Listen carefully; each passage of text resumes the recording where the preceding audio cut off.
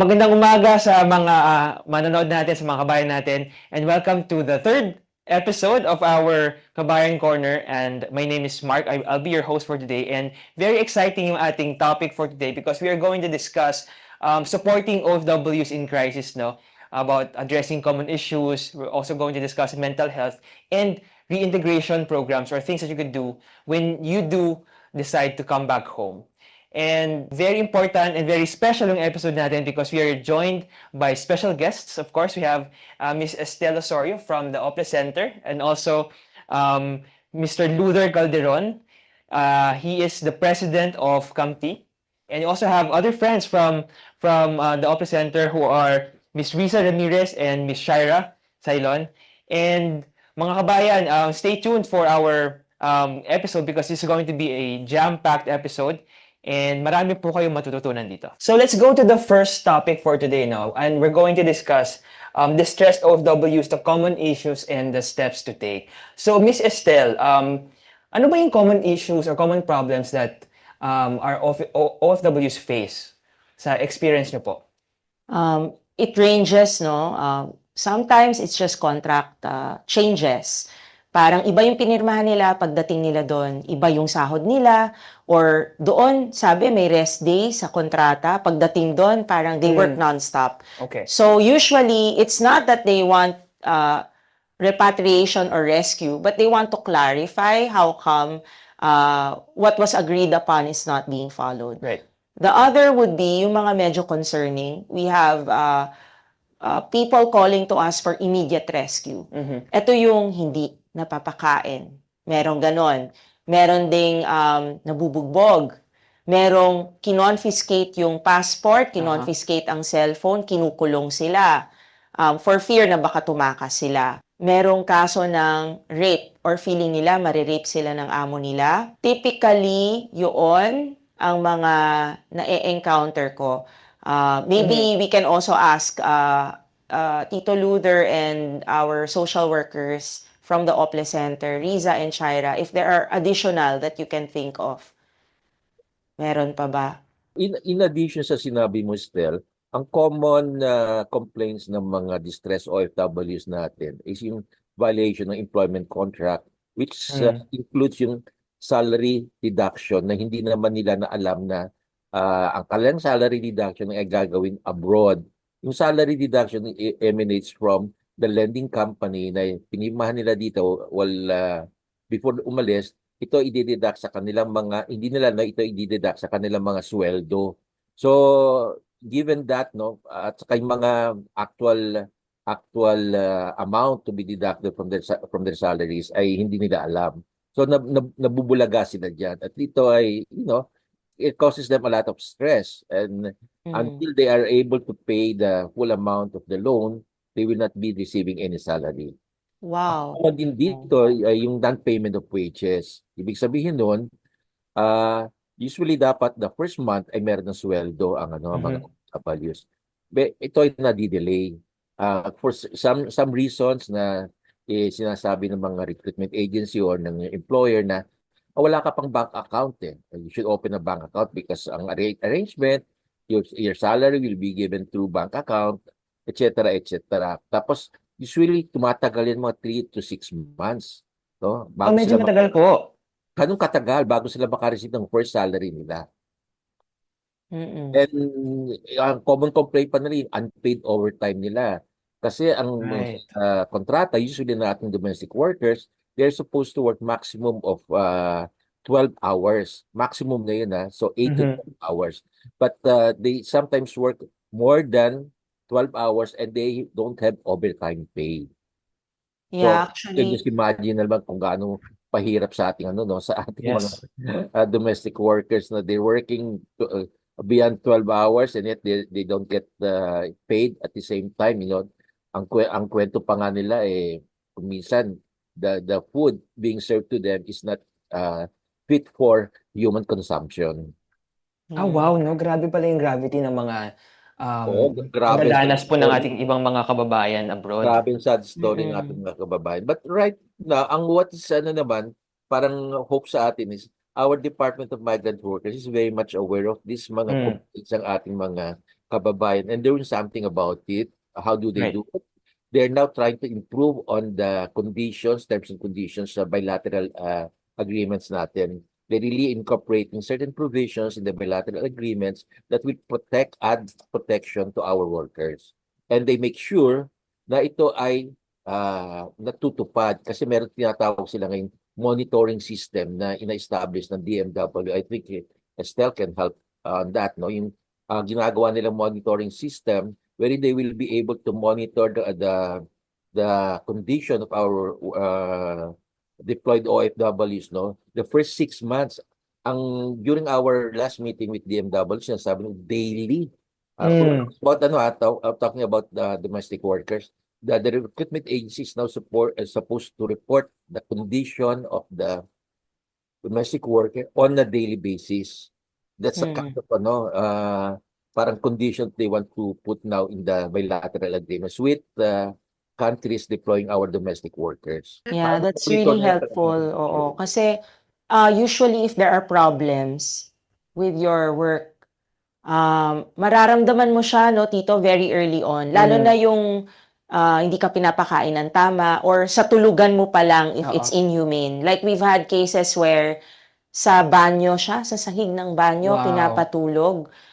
Or sa balcony. Mhm. Siguro kasi nga pinilit lang na ma-afford magkaroon ng domestic worker. Pero they're not being treated as people, no? So, of course, kailangang ma-alert yung agency. Kasi baka Yes. hindi alam ng agency. Syempre, yung agency din, akala nasusunod yung kontrata. Yes. Pero yung actual conditions ni worker is not what was agreed upon. Okay, so how about sila Miss Riza? Do you have anything else to add po? Yes po. So aside from those mentioned po ni Ka Luther and Ma'am Estelle na they umalis po talaga sila sa Pilipinas in a legal way, we also request po help from those OFWs na umalis dito sa Pilipinas using tourist visa, yung first po, using pero ang pinaka-purpose po talaga nila is to work abroad. So, yun pa lang, yung first step pa lang talaga nila na as a tourist, pero yung purpose is to work. Very vulnerable na po. Kaya, yun, maraming maltreatment yung nangyayari or violation in even of human rights kasi nga umalis sila na hindi sila protected dun pa lang sa contract. Another po is those OFWs po who use the backdoor exits natin po. So, yun, kadalasan po sa kanila is ang ending po pagpunta doon sa destination country is nakaka-experience pa rin po ng maltreatment kasi illegally na pumasok po sila So, doon. parang at the beginning pa lang, parang medyo vulnerable na talaga sila. Yes po. Yes. So, now that we have more ideas or more insights about how yung mga situations na ganun, paano naman po ma-prevent in the first place yung ating mga OFWs or aspiring OFWs na mapunta sa ganyang klaseng distressing situations? Actually, yung una, jumping off from what Riza just said, Riza, thank you for that. Sana na wag tayong matempt sa nakikita lang natin ng mga post for hiring sa Facebook without checking if they are legitimate job offers, Yes. kung ito ba ay nasa may safe. licensed agency. Oo, kasi ang first step usually kapag distress ka is tawagan mo yung agency mo. Pero kung wala kang matatawagan, Doon na kaagad. then Parang- yun, may problema ka na, di correct. ba? Yung iba, nag-a-abroad, hindi nila sinasabi sa pamilya nila kung sino yung contact nila, Oo. sino nagpaalis sa kanila. So it's hard for us also to pinpoint pag kung kunyari, magpaparescue sila, kung nasaan sila. Whereas at least kung may kontrata, may agency, there's someone for the family to approach here. Also, uso ngayon, yung nasa abroad na sila, tapos may recruiter, 'di ba? Third country recruitment. May recruiter na usually Pilipino din. Nahihingi sa kanila ng pera, sasabihin, "Oh, wag na tayo dito sa Middle East. Pwede ka sa Poland." Usually Poland, ano pa ba yung ibang bansa? Poland, meron minsan Canada, oo. Australia. Australia. So they will entice you with good countries. Right.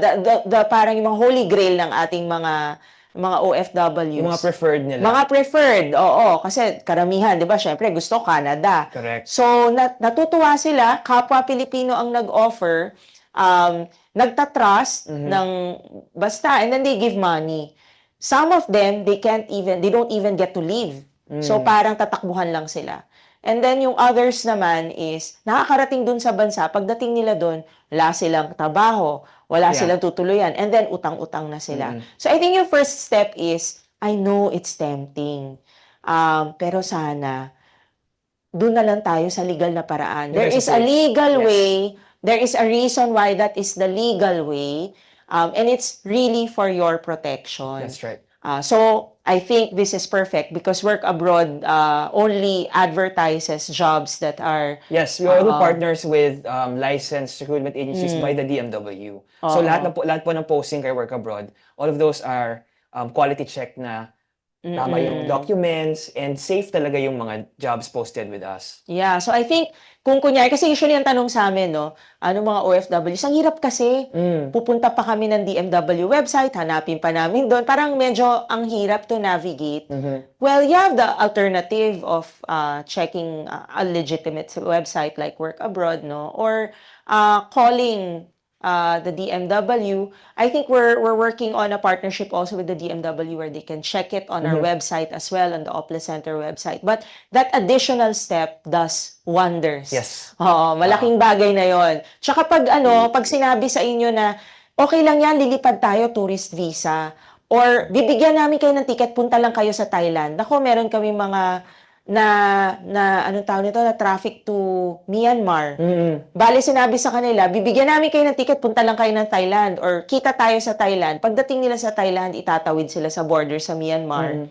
And then, they are forced to work in scam hubs. Bubugbugin pa sila doon kapag hindi sila nakakota. Yes. So, Actually, yung mga ganyan. In recent months, parang yung mga scam hubs na yan sa areas na you just mentioned, parang nag-spike talaga yung occurrences niya, di ba? Lalo in terms of yung mga vulnerable OFWs na in the beginning parang hindi nga sila on the legal side pumunta doon sa And bansa they're, na yun. they're educated, ha? I mean, there is a common stigma or misconception, ay, nagpa-scam, hindi kasi nag-iisip. Oo, tama. Sana tanggalin natin yun kasi yung ibang mga nagpupunta kasi they're hired through WhatsApp.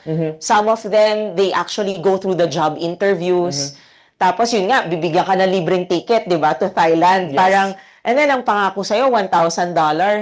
These are college graduates. These are people with work experience in call centers. They just want a better life. Maybe hindi lang nila alam na may legitimate process at merong safer way. Baka yun yung safer way, yung legal. Yes. Na kung gusto mo talaga mag-work abroad. And meron yung diniskartehan mo lang mag-abroad or alam mong you're circumventing policies, no?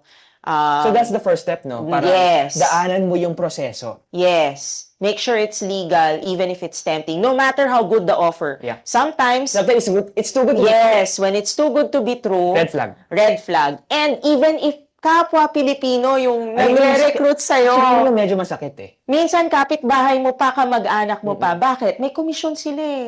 It's either may commission sila or sila mismo yung scammer. So, don't trust just because kapwa Pilipino. Right. Oo, yun. So, always err on the side of caution. Of caution, yes. So, yun yung una. Si Tito Luther, baka may insights naman on, kasi important din na alam mo yung bansang pupuntahan mo. Yes. So, for example, I chatted with Yusek PY Kaunan of the DMW. Tapos nagkakantuhan kami. Sabi niya, minsan yung reklamo na ginugutom sila ng kanilang employer, it's usually because they're sent to a country na hindi mahilig magkanin. So, ang tingin nila, ang pinapakain lang sa kanila, tinapay. But there are countries, for example, like Serbia, no, na talagang tinapay wala silang kanin doon masyado. Nila yes. Tinapay. Oo. Like breakfast, lunch, and dinner. Pero, baka hindi alam yon or wag masyadong magpabango kapag, let's say, you are a domestic worker working in the Middle East. Wow, okay. Pero Yeah. those are things na si Tito Luther has more knowledge about as someone who used to conduct PDOS trainings. Tito Luther, baka you can share. Yeah, sige. Siguro simulan ko lamang yung kasi yung mga information. Bakit bakit pa rin maraming illegal recruitment, no? Mhm. Kasi unang-una, kaunti ang impormasyon na nakukuha ng ating mga kababayan. Ang ating ito lagi sinasabi namin, ang local government ay dapat nagko-conduct ng tinatawag nating pre-migration orientation seminar or yung pre-employment orientation seminar. Ang purpose ng mga seminars na ito is to give information to our prospective applicants, no? Ang right way kung paano mag-apply ng trabaho abroad. Unfortunately, hindi masyadong nako-conduct ito regularly at very few people, very few of our kababayan know about this pre-migration orientation seminar at saka pre-employment migration seminar kasi nga kung dito sa mga seminars na ito, nabibigyan sila ng sapat na gabay na kung paano mag-apply ng trabaho sa abroad. At kasama diyan yung anong mga proseso, anong mga documents sa kailangan, dapat hindi ka magsasabit ng mga fake documents, tapos ina-identify yung sino-sino ang dapat mong lalapitan kung ikaw ay mag-a-apply ng trabaho. At magsasabihin din, paano mo ma-verify kung ang ina-applyan mong recruitment agency ay legal o hindi. Tulad niya sa work abroad, no? Kung kasama kayo siguro sa listahan ng mga PO ng DMW na you're a legitimate channel for recruitment. Kasi ang nangyayari diyan talaga walang impormasyon ng ating mga applicants. At yan ang sinasabi natin, nakaatang yung ganyang responsibilidad sa ating local government. Dapat sila ay talaga nagka-campaign ng the proper way of applying abroad. Kasi pati doon dinidiscuss kung mga babayaran ninyo, ang mga dokumentong legal na dapat nyong kukunin at paano nyo kukunin, at yung mga the fees that are allowed by the government to be charged to you as an applicant. Yung mga ganun kasi walang kaalaman ng ating gobyerno.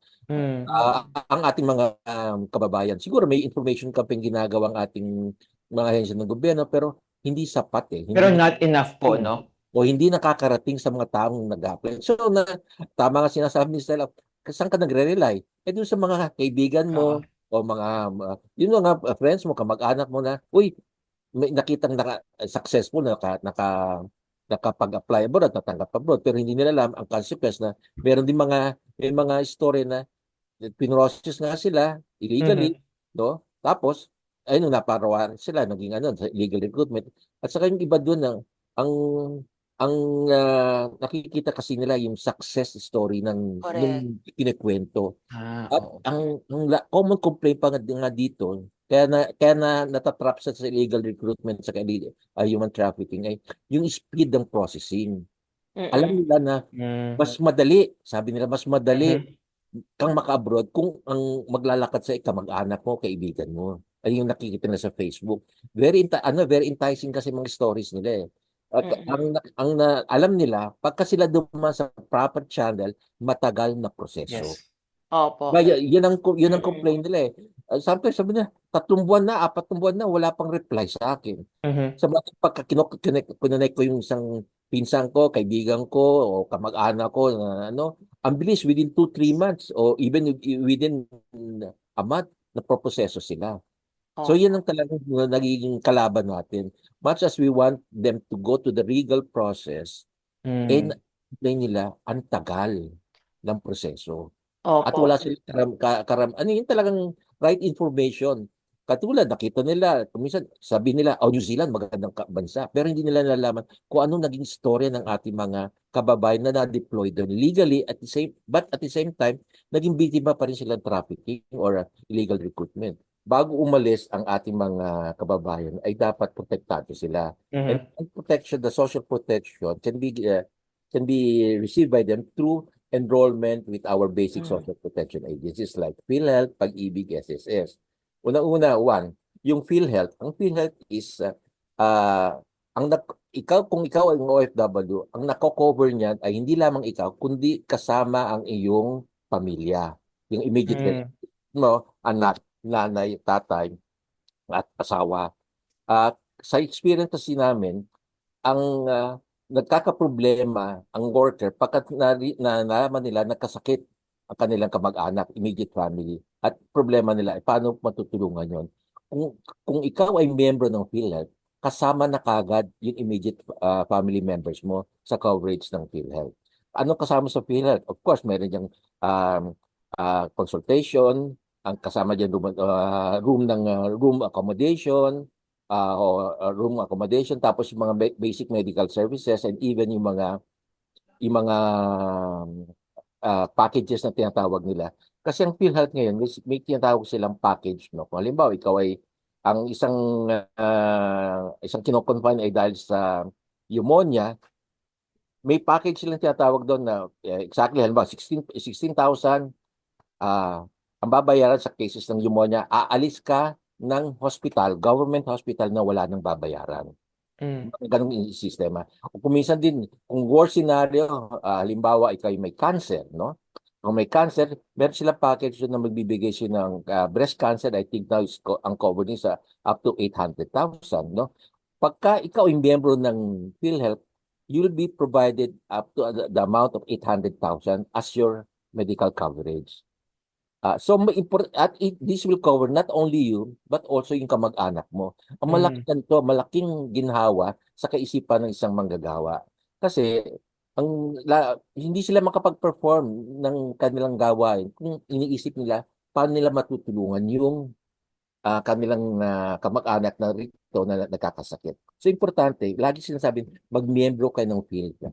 Ang PhilHealth naman, ang OFW right now ay binibigyan ng special rate.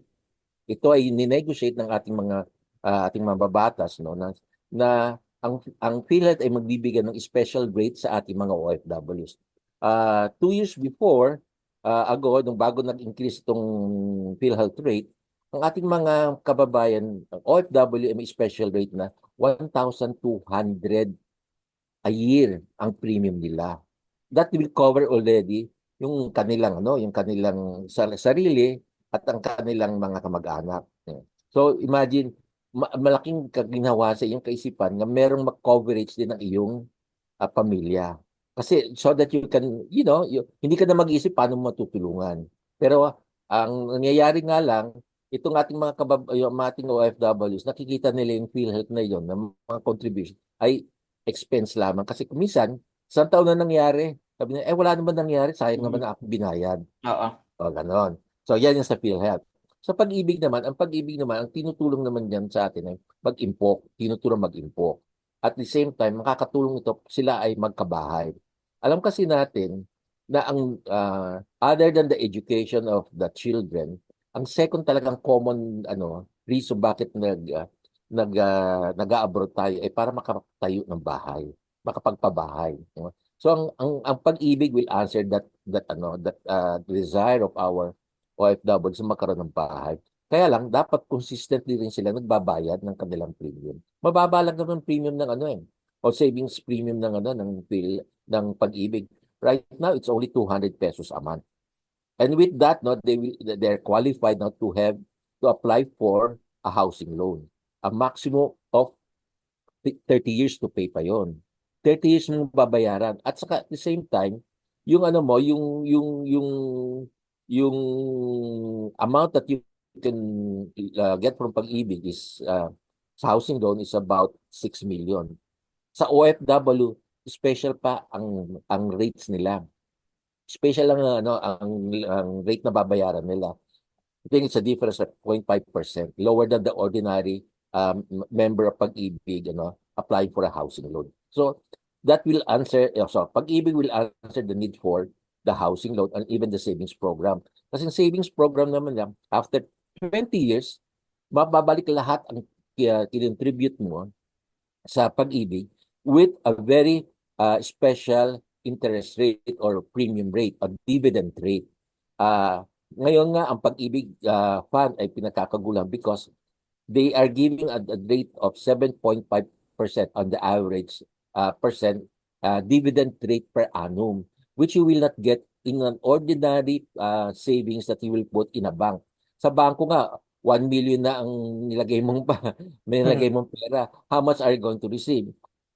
Maswerte ko kung mabigyan ka ng 3% per annum. Mhm. Tapos babawas pang ang withholding tax. Sa Yes. Pag-ibig, wala. So may mga special programs sila na tinatawag natin yung MP2, MP1. These are special programs designed for the OFW, for our ordinary OFWs na makapag-impok, and they're given better and preferential interest rate. Yung mga ganung program, so that it can help them in the preparation of their coming back, kasi ang lagi na pinopromote namin nila, Estelle, dapat hindi kayo dapat magtagal sa abroad, kailangan pagbalik handa kayo, so dapat may savings component. Ang Pag-ibig nag-a-address niyan ng iyang ganyang sa pagbabalik nila, meron silang pera, nakapag-import na, and they're getting better rates, returns from their savings na binibigay sa Pag-ibig. The other social protection agency that we have is the SSS. Ang SSS actually is the pension program of the government. No other agency can give is in charge of the pension program. In pension program, you know very well, pagka at the age of 60, pagka ikaw retirable na, you get a pension based on your contribution. So, kasi complain lagi ng ating mga OFW, paano na kami pagka kami tumanda, wala na kaming source of income. Admittedly, hindi ganun kalaki ang pension na binibigay ng SSS. But it can help you, it can tide you over in some basic expenses that you need as a retiree. It will help you tide over yung mga kailangan mo. Minsan panggamot lamang yan, sometimes not enough na para sa medicine mo, but it can help you. So, at saka ang SSS also provides yung mga maternity benefits, tapos merong well, of course, may death benefit pa yan. At saka meron pang tinatawag silang yung non-employment, parang temporary non-employment, bibigyan ka ng financial assistance nila. Tapos they also have this kind of saying na multi-purpose loan na wherein pwede kang manghiram temporarily from the SSS based on your contribution at a very preferential rates para meron kang magagamit habang ikaw nag-iintay. Probably gusto mo mag-abroad ulit o gusto mo magnegosyo na, meron kang makukuhang pera para ikaw ay naririto habang naghahanda ng inyong muling paglalakbay o kaya sa pagtatayo ng business. Kaya yung SSS na yan at saka Pag-ibig at saka PhilHealth, we are promoting them kasi yun ang makakatulong sa kanila in times of distress. The financial aspect of being a distressed OFW. Unfortunately nga lang, tingin kasi lagi nila doon ay expense lang to, walang kapalit kasi napakatagal ng balik sa kanila. For example, SS after years, when you reach the age of 60, ang PhilHealth, pagka nagkasakit ka, doon mo lamang mararamdaman ang benefits of being a health member. Pero pagka inavail mo naman ang PhilHealth benefits mo, more than yung siguro 100,000 fold yung 100 times fold yung marireceive mo sa contribution mo. Like isa ngayon pinagmamalaki nga ng PhilHealth yung ating dialysis, 'di ba? Common sakit ngayon ng mga returning OFWs coming from the Middle East. May study sila yung ating mga OFWs galing sa Middle East nakakasakit renal failure, nagda-dialysis sila. Ang explanation nila, side comment lang, ay dahil sa tubig sa Middle East. So, ina-apektuhan sila. Ang malaking porsyento niyan ay nagda-dialysis when they come back. At alam nyo, ang ginawa ngayon ng PhilHealth, dati 45 sessions lang in a year. Ngayon ginawa nila 154 sessions, free sessions. Oh, wow.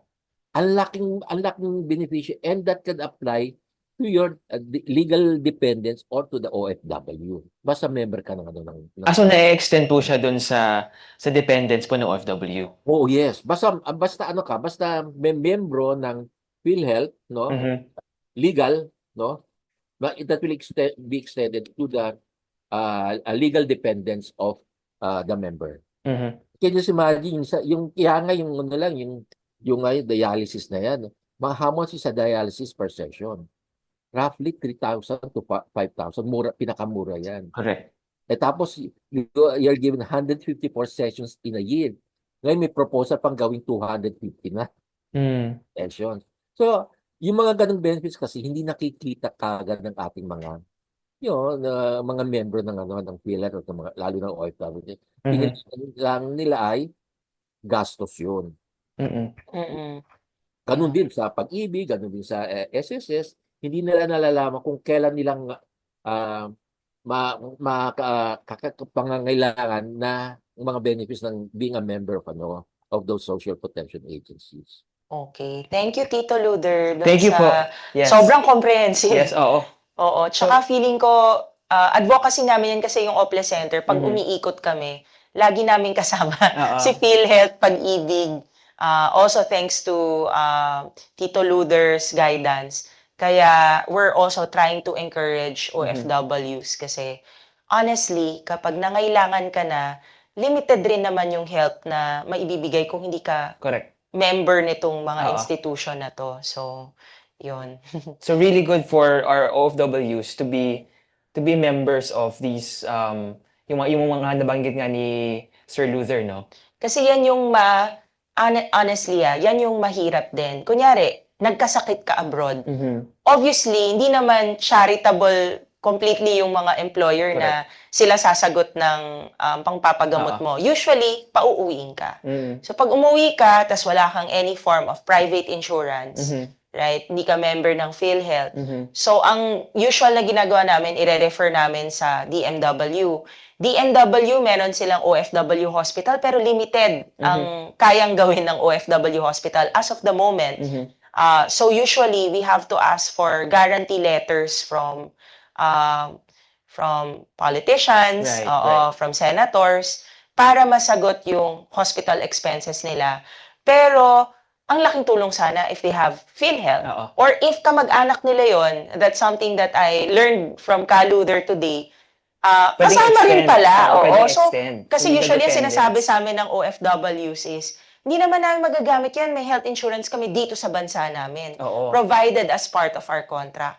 But the family that you leave behind, they will come to you anyway. Ikaw din naman ang tatanungin nila pag may nagkasakit. So, sobrang helpful nung info na hindi lang pala para sa'yo yun. Pati Can be extended para... to the legal dependence of the OFWs. Yes, oo.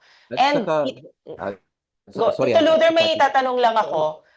Magkano yung, di ba sabi mo, 1-2 yung a year ang PhilHealth. Magkano po siya now? May proposals ba? Ngayon, now is monthly na ngayon is about mga 1-2 a month na nagbago. Kasi nga, dati may exempted sila sa rate ng PhilHealth. Ngayon ginawa na silang kasama ng ordinary PhilHealth member. But ito nga ang inaayos natin na ang mga OFW ay makakaroon ng preferential rate. Okay. So which can be affordable for them. At saka yung ating mga nagkasakit na OFW abroad, they can have reimbursement from PhilHealth within 6 months na sila ay nakasakit, papadala lamang dito sa Pilipinas ang kanilang dokumento para they'll be reimbursed. So for the expenses, obviously kasi ang PhilHealth will not be able to cover their expenses abroad, but they can gather all the receipts, yung medical abstract, etc., isasubmit dito sa Pilipinas and they will get reimbursement. Although sabi nga natin, medyo lalabas pa maglalabas pa ng pera ng ating OFW, no? Pero they can get reimbursement. At ang experience din naman namin, most of them, they have their own medical insurance abroad. No? So, at talaga nagbe-benefit niyan ng PhilHealth ay yung mga kamag-anak, yung mga immediate family members na naiwan dito sa Pilipinas. Yun ang pinaka-benefit na beneficial na feature ng PhilHealth. Hindi talaga ang OFW abroad, no? Kasi may mga medical insurances, sabi nga nila, far better than what PhilHealth can give.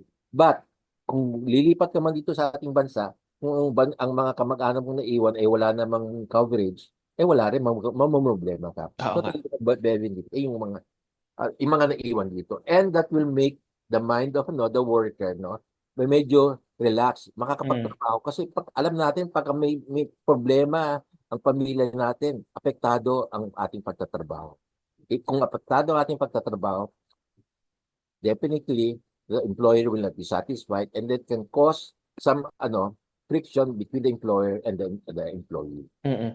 Yung last na about the PIDOS and the PEOS, no? Yes. Yes Okay, po. yes. Sige po. Ang worker kasi, they're required by the DMW or the POA before to attend 2 mandatory orientation seminar. Mhm. The first one is the PEOS or Pre-Employment Orientation Seminar, which is conducted online, and if they have passed the PEOS, the certificate will be required by the recruitment agency na dapat sila nakapag-attend ng PEOS online. Anong PEOS online dito? Ang coverage na basically, yung sinasabi ko kanina, na meron silang, alam nila ang paraan ng proseso, ng tamang proseso para sila makapag-apply abroad. Binabanggit dito yung mga fees that will be paid by the worker if there are fees to be paid by the worker. Like for example, yung medical examination, pre-medical examination, no, shoulder din ng applicant, yung mga NBI clearances, passport, no, passport at saka NBI and the police clearances, no, yung mga yan ay dapat ang cost niyan ay sa worker. Mhm. Yan ay tinuturo din sa PEOS. Tapos sinasabi rin sa PEOS ay ano-ano ang mga prosesong dadaanan mo para ikaw ay matanggap, no? So, sasabihin yan, yung kanyang medical examination, dapat pumasa ka ng medical examination, dapat ikaw ay nagsasubmit ng mga tamang dokumento kasi sa experience nila, maraming mga workers na gumagamit ng recto. Mga fake po. O ng recto na certificates. Yung ngayon yan ay nadidiscover ngayon ng ating mga employer. And ang penalty of that is, kung nakalusot sila sa abroad, they'll be imprisoned or they'll be sent back to the Philippines. Right. Okay. Tapos yung discuss dito, what are the opportunities for the basic elements of contract of a migrant worker. So, naka-state dyan ng salary nila, number of work hours, kung ikaw ay domestic worker, sinasabi rin dito ay kung ilan ang miyembro ng pamilya na yung pagsisilbihan, kung saan ka nakatira, at nakalagay din dito ang provision mo para sa iyong tira, katulad sinasabi ni Estelle kanina, na sa banyo lamang o kaya sa corridor ng sa balcony ng ng condominium. Yan yung nangyayari sa Hong Kong, no? Yung ganyang sitwasyon, no? Doon ang room ng domestic work. But in the Middle East, it's slightly different kasi malalaki bahay doon. Right. But for Singapore and Hong Kong or even Taiwan, ganyan nagiging situation. So nakalagay doon na yung i-discuss dito anong contents ng employment contract mo that included there yung mga housing provision mo, accommodation. Nasasaad din dito ang kung may overtime, ang basic pay mo, at ang mga other benefits mo like medical insurance, or kung minsan may mga bansang tumatanggap na pwede kang member ng parang social security system nila. But those are just for selected countries or countries na nag-a-accept ng migrant workers as member of the pension system nila. So after and then dun sa PEOS also will discuss ang more or less a number of weeks or days that you expect bago matapos ang iyong employment. So tapos binibigyan din ng basic information about the culture, no, of the country of destination.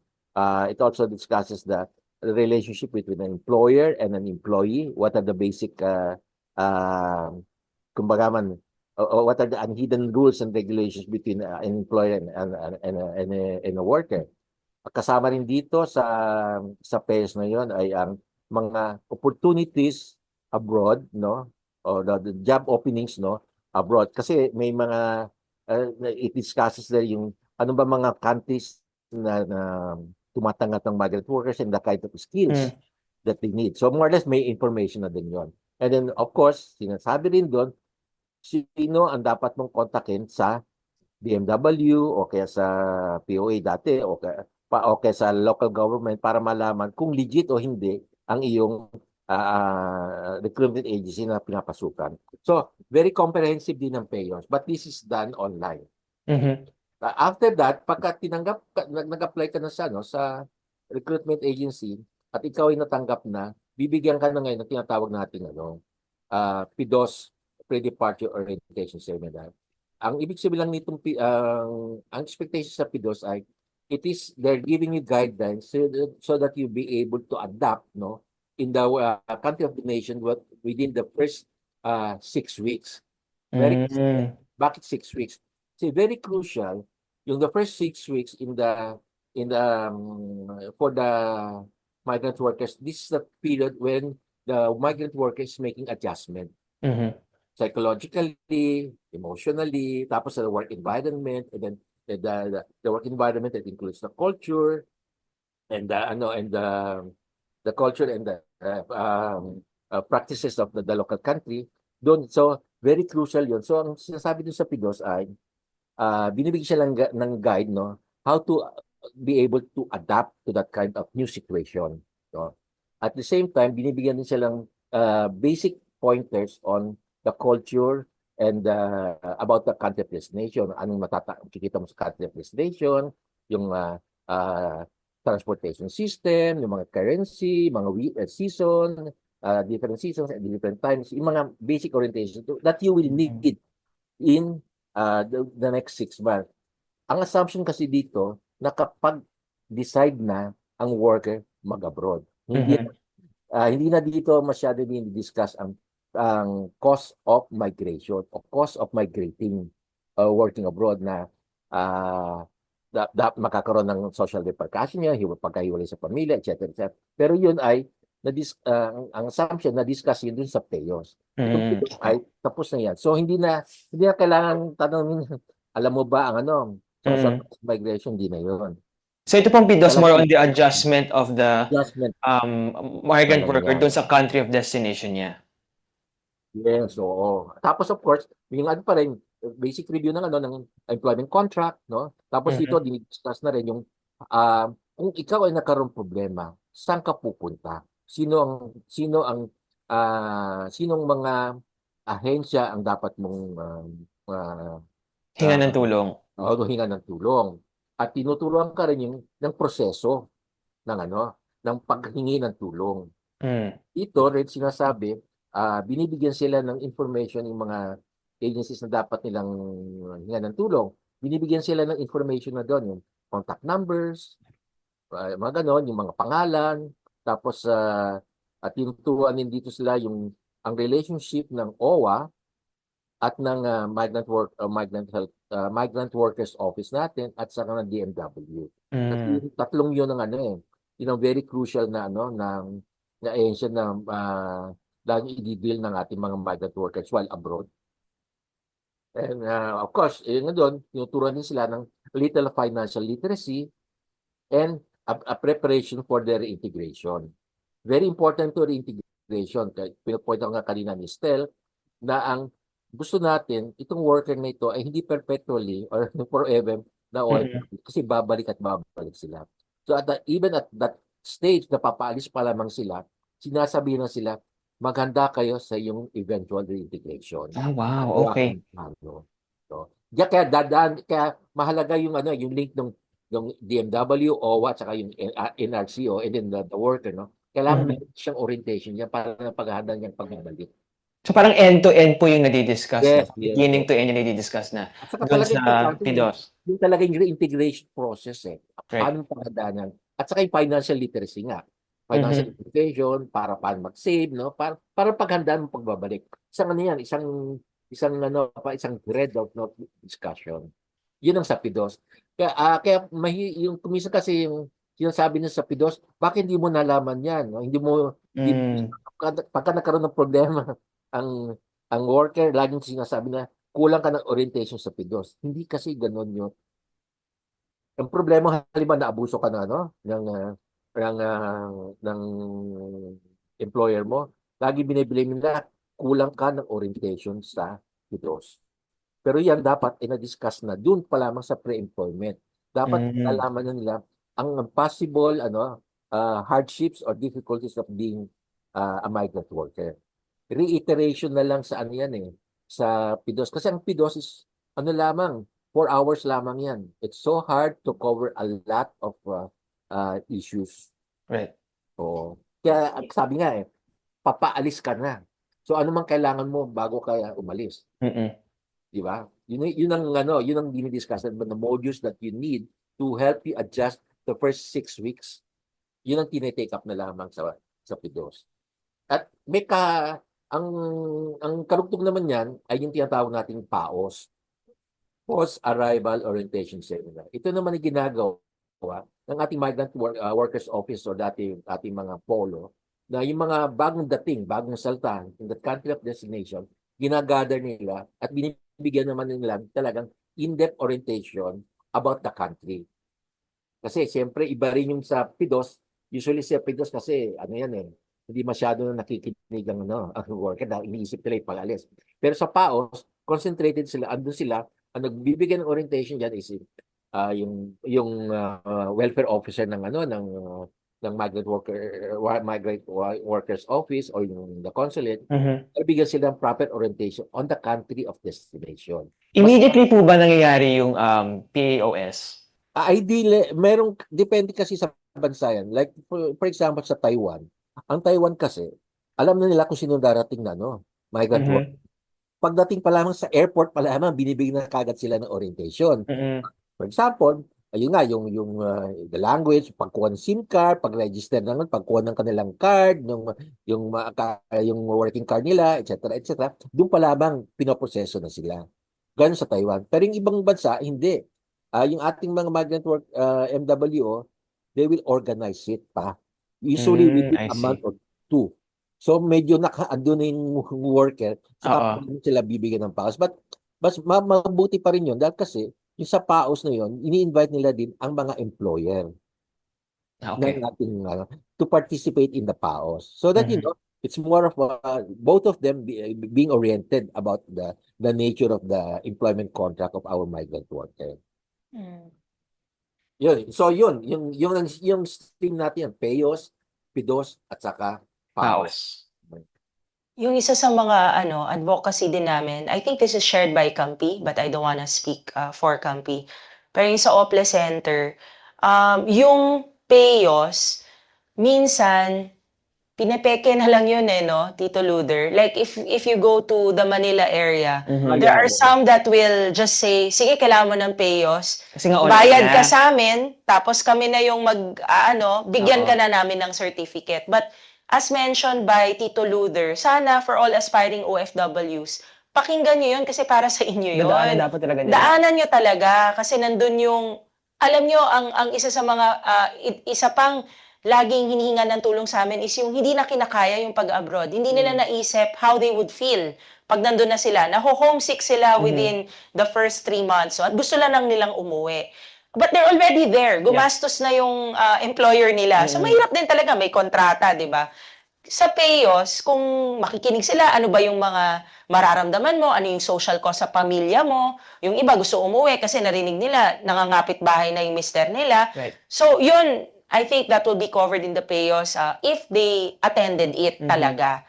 But if, yun nga, rinekto na lang din nila, yung iba, yung sometimes if the agency is also kumbaga nagmamadali, tinuturo din sa kanila yung ganon, sana daanan talaga nila. Another thing is yung PIDOS, this is something that we advocated for in a recent FGD. Sana, especially for domestic workers, sana NGOs or objective third parties would be able to give it kasi I think sometimes it's already done by recruitment agencies, no? I think Tito Luder. Yes. Yeah, may mga authorized recruitment agencies to conduct PIDOS. Oo. Kaya lang, yun nga, syempre, baka may questions doon na hindi matanong yung OFW dahil syempre papaalis na nga Correct. sila, 'di ba? Or may mga realities na hindi na i-share. Or in some cases, another challenge is parang commercial na yung PIDOS kasi maraming kunyari, finance companies that also pitch ganyan. So I see. hopefully that will be fixed because sobrang important nun. Maraming masosolve na problem kung papaalis pa lang sila, alam na nila yung pinapasok nila, Right. buo na yung loob nila, and then alam din nila kung sinong tatakbuhan pag they need help. Yun. So, very well explained naman ni Tito Luther yung differences of the required training. So, Okay, thank you so much, Mrs. Tel and Sir Luther, for helping us discuss yung mga common issues ng ating mga distressed OFWs and how they ended there and yung mga paano nila, ano yung ways to get out of it, no? And then for the next episode of Kabayan Corner, we'll be discussing mental health, yung mga benefits that they can avail, and lastly, yung reintegration programs that are available for them as well. All right, see you!